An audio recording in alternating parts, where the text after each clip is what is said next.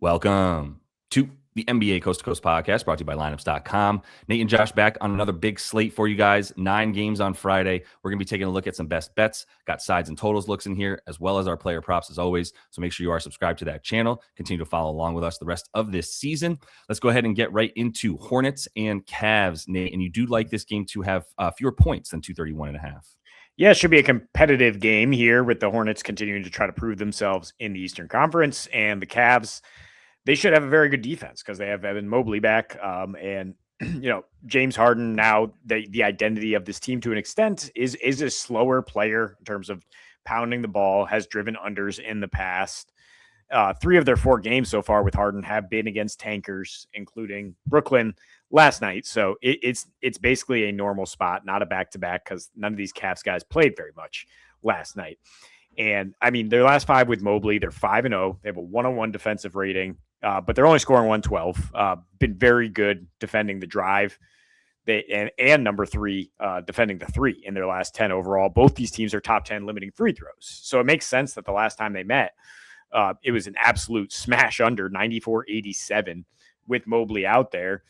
Charlotte couldn't really do anything. And yeah, I guess you worry a little bit about the absence of Musa and Miles still for the Hornets in terms of their interior defense. Didn't seem to make much of a difference last night against the Rockets, and kicked myself for double thinking it and playing Şengün instead of Durant, because Grant Williams gets into people, man. Like I should have known that was a good matchup for the Hornets. Grant Williams is a feisty defender. Kalkbrenner can still defend the rim. So all the stuff you've seen about the Hornets being elite, defending pick and roll, that's still going to apply. Like that's just good defensive principles with those 2 guys slotting in for the 2 suspended guys. And the trends, the last 10 at home, they're 9-1 to the under. They're only playing at a 96 pace. They're the best team in the league on back-to-backs, ATS, and when they cover, they're 9-1 to the under in their last 10 covers. So also gone under in 6 straight and 9 of their last 11 as dogs. Hornets are +6 here, and they're going to be feisty. They're probably going to keep it close. Yeah, they're proving themselves time and time out. I thought they would suffer a bit more without Musa and without Miles Bridges as well, and they've been completely fine. I mean, they've obviously dropped like 1 here before the break, and then tough game against the Rockets, but like they're here, man.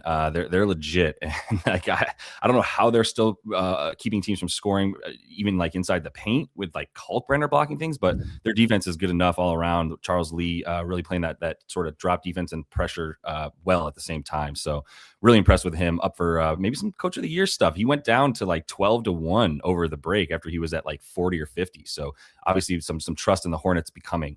The Hawks here, I have some trust in them, at least over the Heat, who I don't have trust in. So I am going to take Atlanta despite their rest disadvantage. I mean, everybody had like that week and a half off. You play 1 game and I still think they're fine against a continuously, somewhat reeling Heat team, mostly with their rotations and who's available. Looks like Norm is going to play in this game at this point, but they have not looked good against good teams recently, and that's all because, again, Hero's in and out. I guess he's in, but his lines are sort of at a place that make you think he's not playing more than 25 tonight in this game.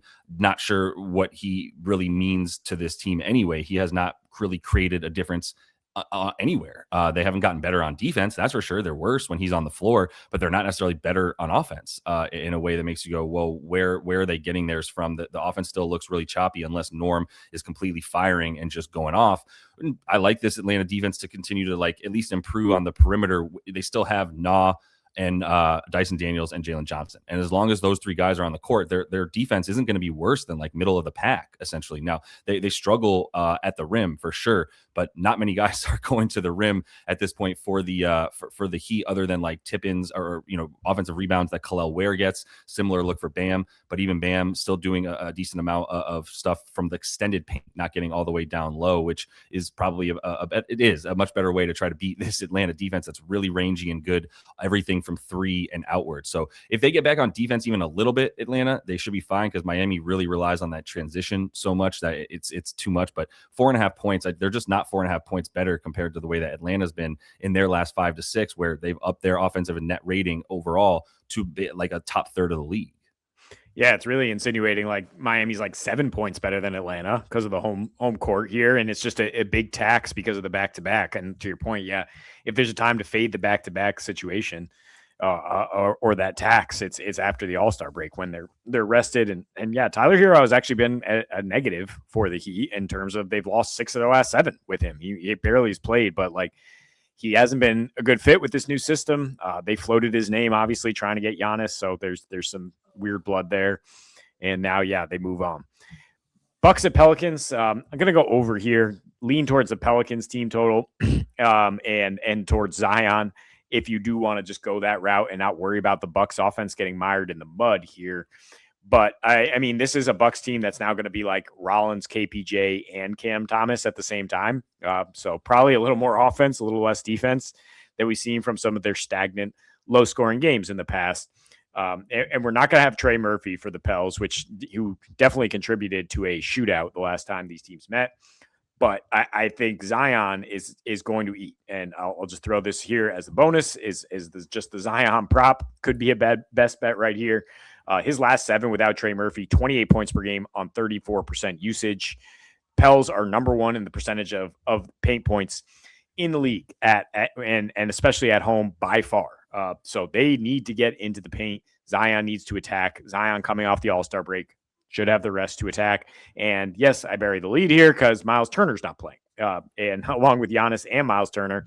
So, they're going to have no rim protection. They got absolutely waxed the first 2 this year without Miles Turner. They gave up 110 in the first 3 quarters to Minnesota and OKC, got outscored by 20 on paint points, even though Giannis actually played in both those games. So they have a huge disadvantage in the paint when they don't have Miles.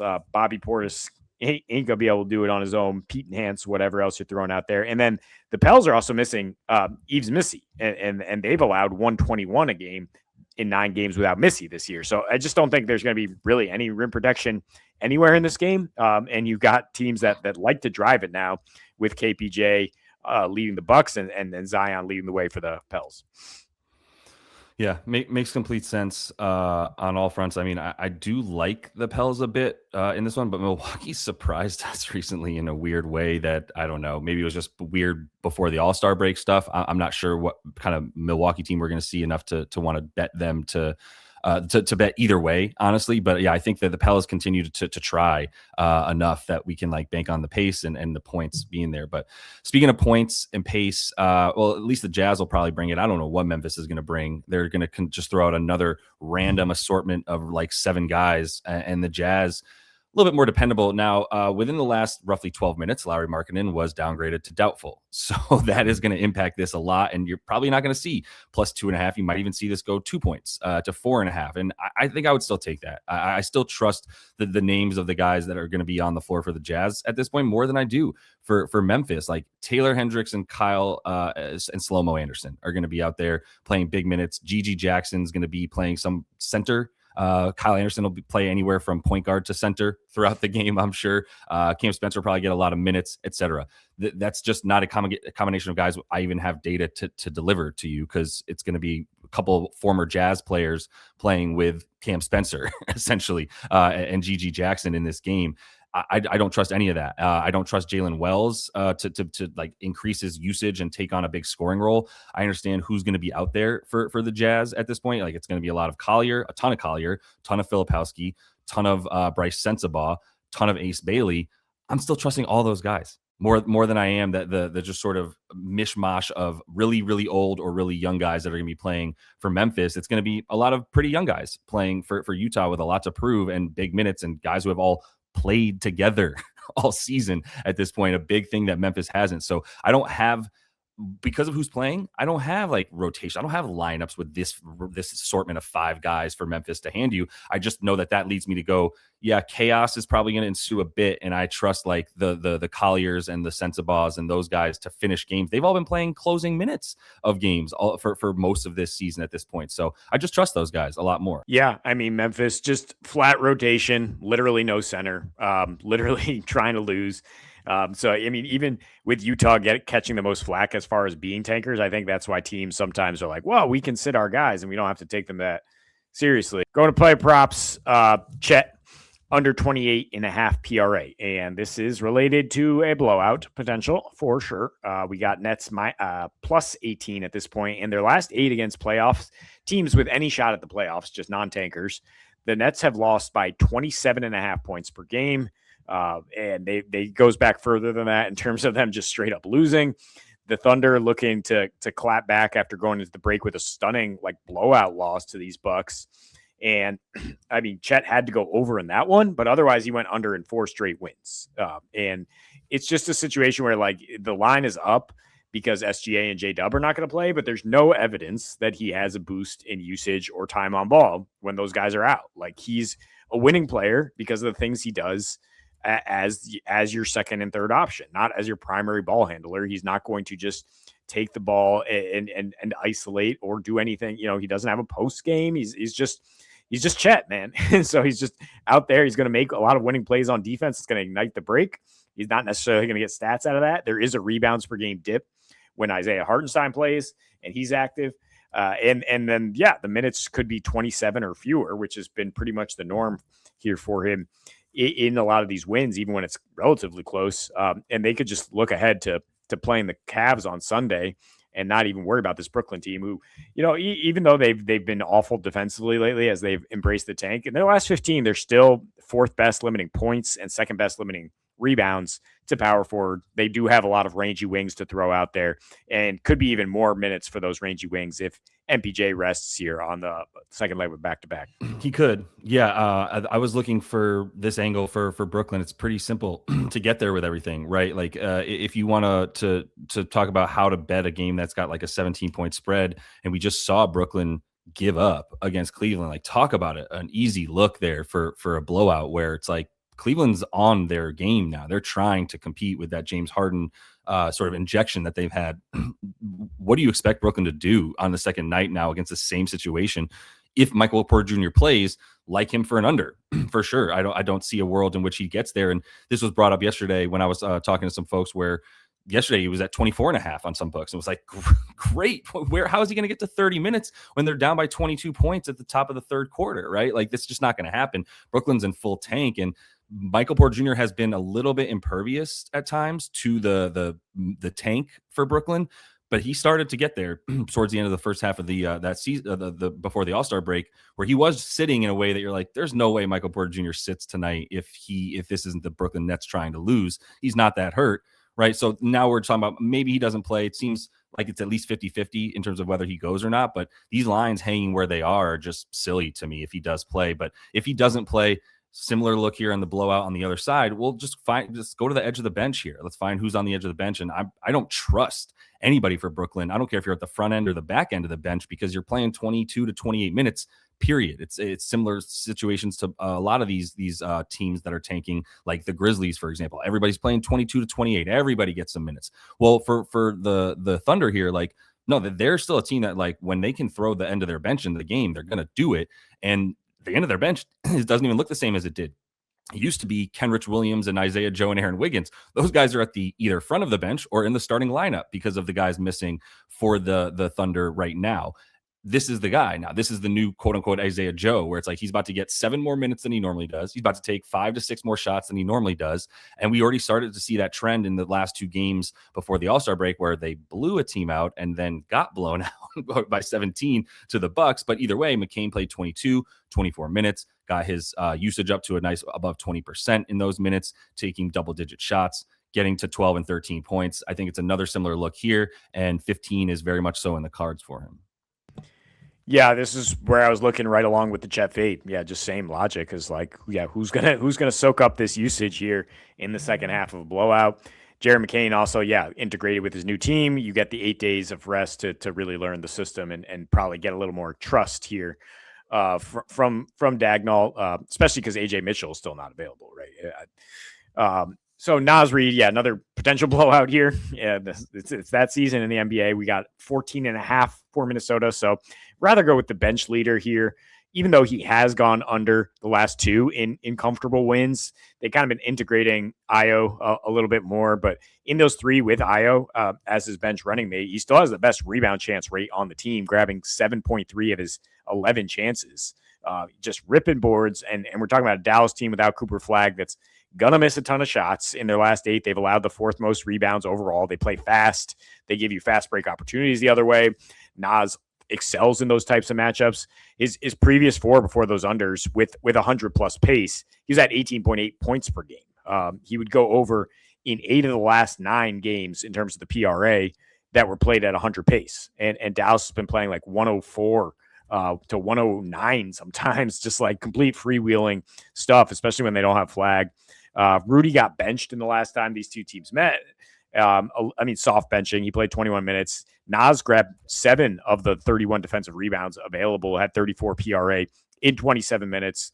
I definitely trust him to get 20 here. And this is an arbitrage opportunity a little bit here because FanDuel has this line. It's like 20.5 everywhere else for worse odds. So if you do have a FanDuel account, that's where you want to hit this. Makes sense. Yeah, that Nas stuff has been nice lately when you get this like lower points line below 15 and just a few boards like 13.5 points, that kind of thing. And Rudy's always susceptible to just like, we're good on you for tonight, man. So I can understand that. The other thing from that Memphis game, in what world does Jaylen Wells have such a high, like he was at 18.5 on the open here. And it's like, you can look at all the games that he's played without other players playing. He's not getting his usage high enough. He needs to hit a very good percentage of his shots to get there. And this total dropped a ton, which makes me like rebounds a lot more and points and scoring a lot less. The pace for Memphis, you're not going to necessarily see that grit and grind or fast pace with Ja, like freewheeling with Jaren Jackson shooting at the top of the shot clock from 3. It's not going to be like that anymore. And so there's not just going to be enough possessions, I don't think, for a guy like Jaylen Wells to get his usage high enough. I think he's played 52 games this season. He has scored 18 points 5 times. You see what I'm saying? Like, and how many games has Ja played? How many games has SPJ and Ty Jerome all missed? A ton of games. Vince Will. It doesn't matter who's around for Jaylen Wells. That's just not really his game. He's a really, really good defender on smaller guards, stronger than they are. Pretty good rebounder for a small guy if you want him to get like 3 to 4 boards. That's kind of it. Like the rebound chances have been at 4 for him in games where he's playing 33 minutes. So minutes usage, not concerned. I don't even know that he gets to 30. I mean, it's going to be a thin rotation for Memphis, but like I don't see many guys getting 30 minutes. He might be one of them, but it's not going to be much higher than the low 30s. No, he hasn't played 29 minutes in the year of 2026. So yeah, they are not allowing anybody to play 30 plus here for Memphis. So it hasn't even mattered if Ty Jerome, Scottie Pippen are in there or out. He's just not getting to that 30 minutes. So yeah, it'd be hard to get this many points. To hit this kind of high when he's just flat out not playing. He'd have to be a guy that you're like, well, shoot, I don't know. He might only play 26 minutes, but he's going to chuck 18 shots.